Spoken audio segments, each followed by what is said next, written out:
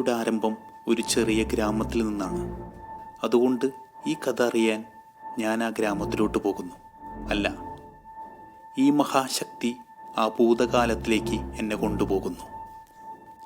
എന്തിനു വേണ്ടിയാണ് ഈ ശക്തി എന്നെ ഈ ഭൂതകാലത്തിലേക്ക് കൊണ്ടുപോകുന്നു എന്നെനിക്കറിയില്ല. എന്തോ ഒന്ന് ഈ ശക്തി അവിടെ ബാക്കി വെച്ചിട്ടുണ്ടായിരിക്കണം.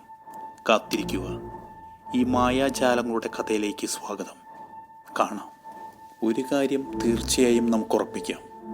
വലിയ സംഭവങ്ങളാണ് നടക്കാൻ പോകുന്നത്. ഗ്രാമം ഒരുങ്ങിക്കഴിഞ്ഞു. മാന്ത്രികൻ ഒരുങ്ങിക്കഴിഞ്ഞു. ഈ മഹാശക്തി ഒരുങ്ങിക്കഴിഞ്ഞു.